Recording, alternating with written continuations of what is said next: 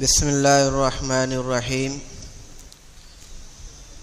الحمد للہ رب العالمین والعاقبۃ للمتقین والصلاة والسلام علی سید الانبیاء والمرسلین سیدنا ونبینا ومولانا محمد وعلی آلہ واصحابہ اجمعین وعلى من تبعهم بإحسان إلى يوم الدين. أما بعد، فقال رسول الله صلى الله تعالى عليه وسلم: لا يؤمن أحدكم حتى أكون هواه تبعا لما جئت به. وقال عليه الصلاة والسلام: لا يؤمن أحدكم حتى أكون أحب إليه من والده وولده والناس أجمعين، أو كما قال عليه الصلاة والسلام. وصلى الله تعالى على خير خلقه وسلم تسليما كثيرا كثيرا. صدر ذی وقار، علماء کرام و معزز حاضرین، سیرت کانفرنس کا یہ دوسرا دن اور آخری مرحلہ ہے، اور جلد ہی انشاءاللہ صدر محترم زیدہ مجدہ کا تفصیلی بیان ہوگا، اصلاحی درس ہوگا. حضرت کا حکم ہوا، اس لیے تعمیل کرنی پڑی. تبرکاً میں نے آپ کے سامنے ایک حدیث پڑھی ہے جو حضرت سیدنا ابو ہریرہ رضی اللہ تعالیٰ عنہ سے مروی ہے، جس میں نبی پاک صلی اللہ تعالیٰ علیہ وسلم کے تعلق سے حضرت ابو ہریرہ رضی اللہ عنہ فرما رہے ہیں. پوری حدیث اس طرح ہے کہ فوالذی نفسی بیدہ لا یؤمن احدکم حتی اکون احب الیہ من والدہ وولدہ والناس اجمعین، کہ نبی پاک صلی اللہ تعالیٰ علیہ وسلم قسم کھا کر یہ بات بیان فرما رہے ہیں. قسم ہے اس ذات کی جس کے دست قدرت میں میری جان ہے. آپ کو معلوم ہے کہ قسم کس موقع پر کھائی جاتی ہے. تو آپ نے قسم کھا کر یہ بات ارشاد فرمائی کہ تم میں کا کوئی بھی آدمی ایمان والا اس وقت تک نہیں ہو سکتا جب تک کہ میں اس کے نزدیک اس کے والد، اس کے اہل و عیال، دیگر متعلقین، رشتہ دار، دوست، احباب، ان سارے کے سارے لوگوں سے سب سے زیادہ محبوب نہ ہو جاؤں.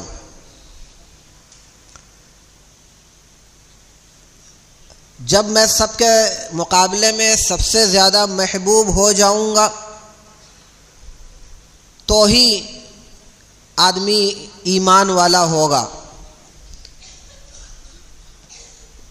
یعنی ایسا نہیں کہ وہ پورا ایمان سے خارج ہو جائے گا اگر محبت کے تقاضے کو پورا نہیں کیا. محدثین اور علماء نے اس کی تشریح فرمائی کہ وہ کامل درجے کا ایمان والا نہیں ہوگا، نہایت ناقص اور کمزور ایمان والا ہوگا وہ آدمی جو محبت کے ان تقاضوں کو پورا نہ کرے.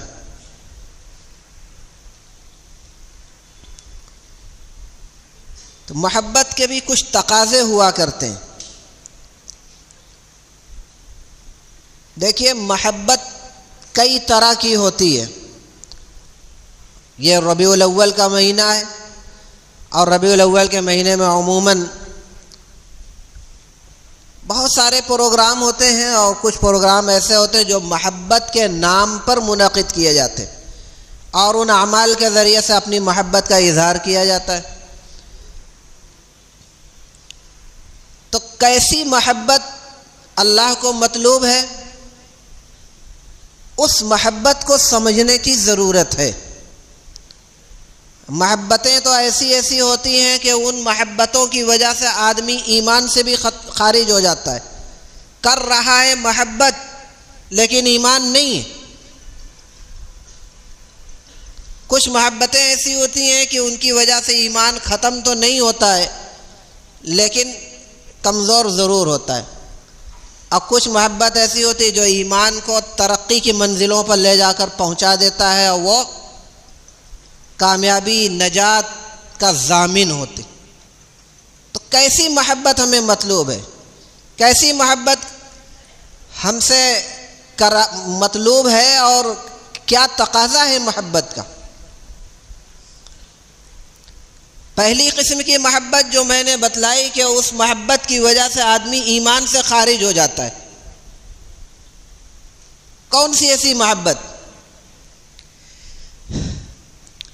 آپ حضرت موسیٰ علیہ السلام سے محبت کرتے ہیں، حضرت عیسیٰ علیہ السلام سے محبت کرتے ہیں، حضرت عزیر علیہ السلام سے محبت کرتے ہیں، دیگر انبیاء کرام علیہ السلام سے محبت کرتے ہیں؟ نہیں، بلا شبہ ایمان بھی رکھتے ہیں، محبت بھی کرتے ہیں، اور محبت اور ایمان دونوں ضروری بھی ہے۔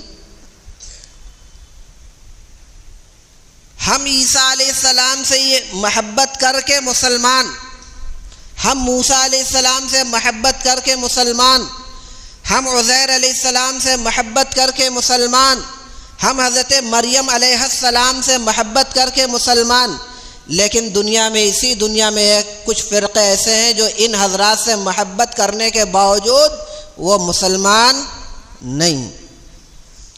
یہودی حضرت موسیٰ علیہ السلام سے محبت رکھتے ہیں، مانتے ہیں، لیکن ان کی محبت اور ہماری محبت میں بہت فرق۔ موسیٰ علیہ السلام کو جیسے ماننا چاہیے، جیسی محبت رکھنی چاہیے، جیسے عقیدت رکھنی چاہیے، ویسے وہ نہیں رکھتے، وہ مسلمان نہیں ہیں۔ عزیر علیہ السلام سے بھی یہودی لوگ محبت رکھتے ہیں، محبت کے اندر اتنا غلو کیا کہ حضرت عزیر علیہ السلام کو اللہ کا بیٹا قرار دے دیا۔ محبت ہے کہ مسلمان ہم نہیں مانتے، وہ مسلمان نہیں، اور جو لوگ بھی ان کے ہم نوا ہو جائیں وہ بھی اسلام میں نہیں۔ کوئی خدا نخواستہ کوئی مسلمان بھی ان کا ہم نوا ہو جائے تو بھی مسلمان سے خارج ہو جائے گا۔ عیسیٰ علیہ السلام کو عیسائی مانتے ہیں، محبت میں اتنا غلو کیا کہ نعوذ باللہ عیسیٰ علیہ السلام کو خدا کا بیٹا کہہ دیا۔ حضرت مریم علیہ السلام کو وہ بھی مانتے ہیں، ہم بھی مانتے ہیں، لیکن ان کے ماننے میں ہمارے ماننے میں بہت فرق۔ تو یہ محبت نہیں، محبت جو مطلوب ہے وہی محبوب اور مقبول بھی ہے، اور جو مطلوب نہیں وہ محبوب و مقبول بھی نہیں۔ اور دوسری قسم کی محبت جس سے ایمان تو نہیں ختم ہوتا لیکن کمزور ضرور ہوتا ہے، جیسے آدمی اہل و عیال کی محبت ہے، بیوی بچوں کی محبت ہے، مال دولت کی محبت ہے، یہ تو فطری چیز ہے، ہر انسان کو ان سب چیزوں سے محبت ہوتی۔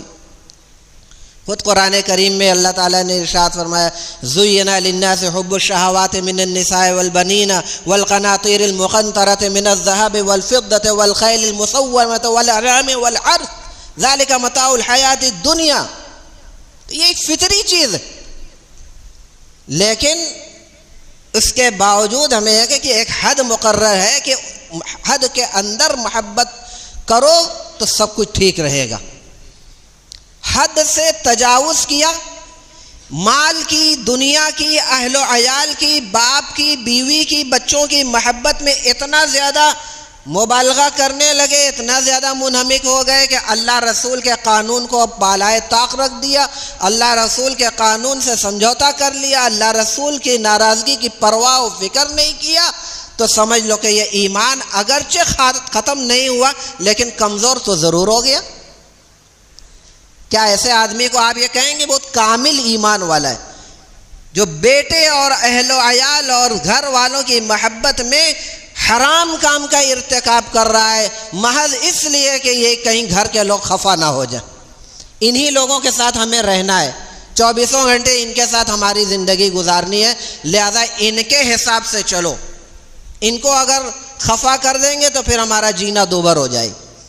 اللہ رسول کا قانون ٹوٹ رہا ہے، اللہ رسول ناراض ہو جائے، کوئی پرواہ نہیں، تو کیا ایسے آدمی کو کامل الایمان کہا جائے گا؟ تو یہ محبت نہیں، یہ ایمان تو باقی ہے، کمزور درجے کا ایمان۔ اور تیسری محبت وہ ہے کہ چاہے گھر کے لوگ جتنا ہی خفا ہو جائیں، ناراض ہو جائیں، غصے میں ہو جائیں، تعلقات ختم کر لیں، لیکن کوئی پرواہ نہیں، ہمیں اللہ رسول سے محبت اور ان کا جو قانون ہے وہ ہمارے سر آنکھوں پر، یہ ناراض ہو رہے ہیں ہو جائیں، کوئی پرواہ نہیں۔ یہی اعلیٰ درجے کی محبت ہے اور اسی طریقے کی محبت کا تقاضا کیا گیا ہے۔ تو ہمیں جو اس حدیث کے اندر جو محبت طلب کی گئی ہے، ہم سے مطالبہ کیا گیا ہے، وہ یہی ہے کہ حتیٰ اکون احب الیہ من والدہ وولدہ والناس اجمعین، تمام کے تمام، حتیٰ کہ اپنے باپ سے، اپنے بیٹے سے بھی زیادہ محبوب اگر کوئی ہو تو وہ میں رہوں اس کے نزدیک۔ ایک طرف یہ محبت کا تقاضا ہے اور دوسری طرف ہم جس طریقے سے محبت کر رہے ہیں اور اپنے حساب سے ہم نے جو محبت کا طریقہ بنا رکھا ہے یا سمجھ رکھا ہے، ہم اس کو اس حساب سے ہم غور کریں، اصلاح ہم اپنی کریں، اور جو صحیح معنوں میں جیسی محبت ہمیں مطلوب ہے اس کو اپنی زندگی میں لانے کی بھرپور ہم کوشش کریں۔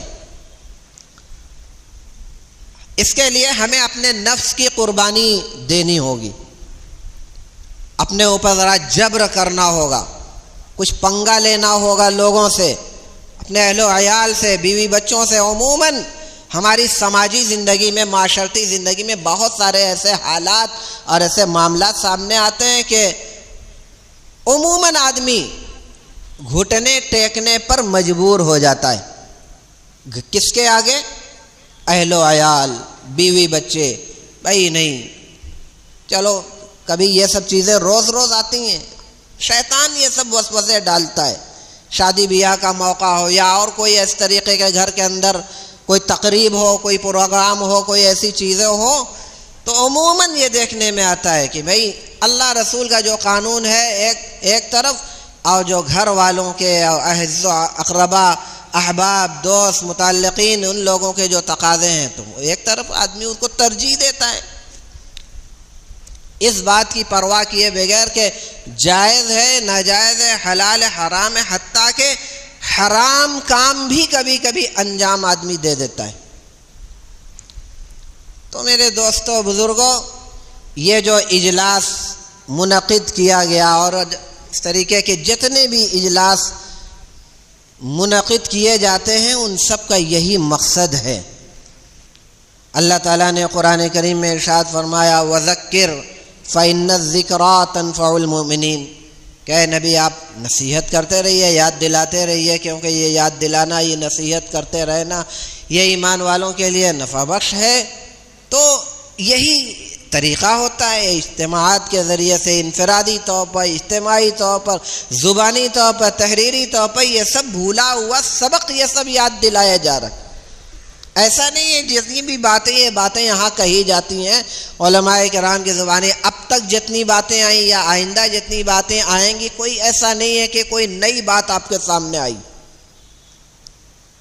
لیکن جو باتیں آتی ہیں وہ صرف یاد دلانے کے ذریعے کہ آدمی سبق بھول گیا ہے، بھولا ہوا سبق یاد دلانے کی غرض سے یہ اجتماعات ہوتے ہیں کہ کچھ ان اجتماعات کے ذریعے ان باتوں کو سننے کے بعد ہمارے اندر ایمان کے اندر تازگی پیدا ہو جائے، ہمارے اندر عمل کرنے کا داعیہ پیدا ہونے لگے، اور اپنی اصلاح کا ہمارے اندر جذبہ پیدا ہو جائے.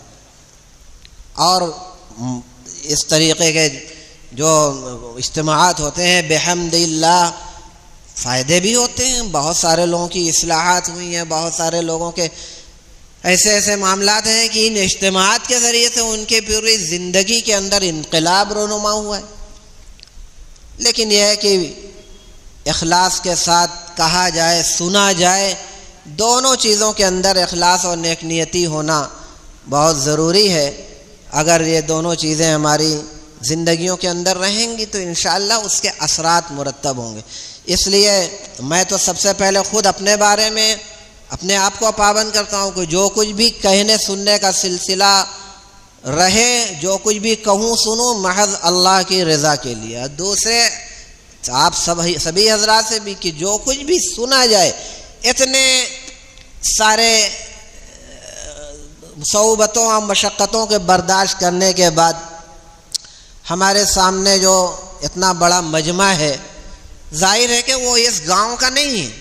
پورے شہر سے لوگ اتنی صعوبتیں برداشت کرتے ہوئے, اتنی دور کا سفر کرتے ہوئے کیوں آئے ہیں؟ تماشا دیکھنے کے لیے آئے ہیں؟ نہیں, کسی بہانے کچھ دین کی باتیں علماء کرام کی زبانی ہمیں کچھ معلوم ہو جائیں, کچھ ہمارے اندر انہی باتوں کے ذریعے سے اپنے اندر اصلاح اور انقلاب کا موقع ہمیں مل جائے. یہ نیت اگر ہے, یہ اگر اخلاص ہے تو انشاءاللہ یہاں آنا, یہاں بیٹھنا, یہاں جمع ہونا اور سننا سنانا انشاءاللہ سب کے سب مفید ہوگا. اور اگر خدا نخواستہ ایسا نہیں ہے تو پھر ہمیں اپنی نیتوں کی اصلاح کرنی چاہیے. انہی چند معروضات کے بعد اپنی گفتگو ختم کرتا ہوں. حضرت کا حکم تھا, حکم کی تعمیل ضروری تھی, اس لیے تبرکاً چند باتیں آپ کے سامنے میں نے پیش کر دیں. اللہ رب العالمین سے دعا کرتا ہوں کہ جو کچھ بھی باتیں آئیں اللہ تعالیٰ اپنے فضل و کرم سے مجھے بھی عمل کرنے کی توفیق عطا فرمائے, اور اس کی برکت سے تمام لوگوں کو اس پر عمل کرنا آسان فرمائے. آمین. وآخر دعوانا الحمدللہ رب